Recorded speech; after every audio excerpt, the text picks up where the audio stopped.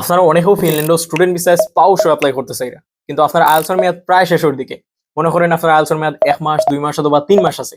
এখন কিন্তু আপনি ফিনল্যান্ডও স্টুডেন্ট ভিসায় স্পাউস অ্যাপ্লাই করতে পারবেন? আনসার হইল গিয়ে ইয়েস। আপনি তখনও চাইলে ফিনল্যান্ডও স্টুডেন্ট ভিসায় স্পাউস অ্যাপ্লাই করতে পারবা।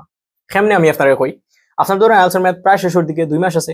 তখন যদি আপনি ফিনল্যান্ডের কোনো ইউনিভার্সিটির অ্যাপ্লিকেশন ওপেন পাইন, এতে যে কোনো ইনটেক হোক, যে কোনো ইউনিভার্সিটি হোক, অ্যাপ্লিকেশন ওপেন পাইছেন আর আপনি অ্যাপ্লাই করে লিখছেন, আর আপনার ইউনিভার্সিটি আপনার যদি অ্যাকসেপ্টেন্স লেটার অথবা আপনার অফার লেটার দিলে, দেন আপনার আসলে আর কিচ্ছু করা লাগতো না।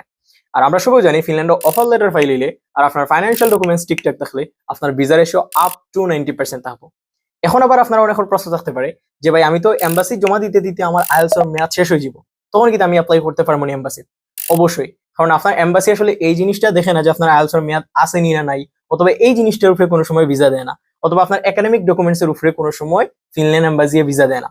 ফিনল্যান্ড এম্বাসি মূলত যেই জিনিসটার উপরে ভিসা দেয়, এটা মূলত হইল গিয়ে আপনার ফাইন্যান্সিয়াল ডকুমেন্টস অথবা আপনার ফাইন্যান্সিয়াল স্পন্সর। আপনি যে ফাইন্যান্সিয়াল স্পন্সরটা দিয়েছেন, আপনার স্পন্সরটা স্ট্রং নেই, অনেস্ট নেই, আসলে এটা জেনুইন ডকুমেন্টস নেই। তারপরে আপনার ব্যাংকের যে টাকাটা দেখাইছেন এটা অথেন্টিক নেই, আপনার এগুলো ট্রানজাকশন ব্লা ব্লা যেগুলো আছে সবগুলো যদি আপনার প্রপার এক্সপ্লেনেশন দিয়ে দেখাইতে পারেন, আপনি কিন্তু ফিনল্যান্ডের ভিসা পাইবা। সো আপনারা কেউ যদি আইএলটিএস এর মেয়াদ প্রায় শেষের দিকে থাকে, আপনি চাইলে এখনই কিন্তু জানুয়ারি ইনটেক লাগে ফিনল্যান্ডে অ্যাপ্লাই করে নিতে পারবা। সো আপনি যদি অ্যাপ্লাই করতে চান, আমরা লগে সরাসরি যোগাযোগ করতে পারেন জিন্দাবাজার লিয়াকত ভবনের 2 তলাত এলিট এডুকেশন সিলেট।